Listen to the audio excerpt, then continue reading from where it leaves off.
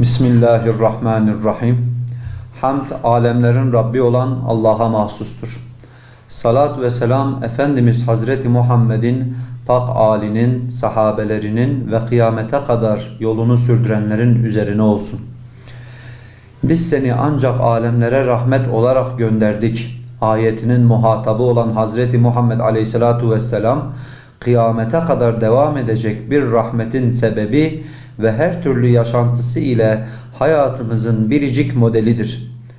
Asırlar şahittir ki onu tanımak ve onu yaşamak gerek ferdi gerek toplumsal huzurun vesilesi olmuştur. Hal böyleyken bugün yaşanılan sıkıntıların ve huzursuzlukların temel sebebi onun yaşantısından ve rehberliğinden uzaklaşmamızdır.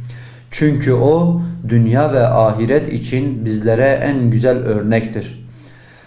Andolsun ki Allah'ın Resulünde sizin için güzel bir örnek vardır.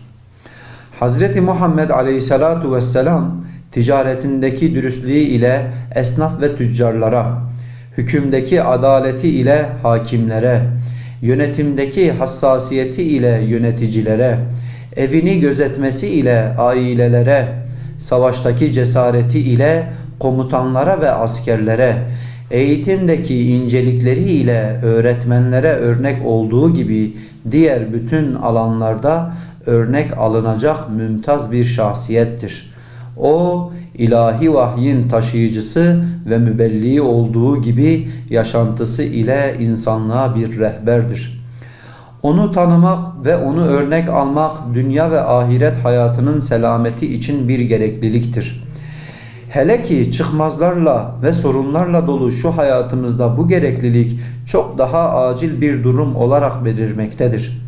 Öyleyse başta kendimiz olmak üzere en yakın çevremizden başlayarak onu tanımaya, anlamaya ve yaşamaya yönelik bir gayret içerisine girmeliyiz. Bu vesileyle Kur'an Nesli platformu olarak Peygamberimiz Hazreti Muhammed Aleyhisselatu Vesselam'ın viladetinin hayırlara vesile olmasını, o pak risalet güneşinin tıpkı asr-ı saadette olduğu gibi yeryüzüne hakim olmasını ve iki cihanda saadetimize vesile olmasını Yüce Rabbimizden niyaz ediyor. Tüm İslam aleminin Mevlid kandilini tebrik ediyoruz. Kur'an Nesli platformu.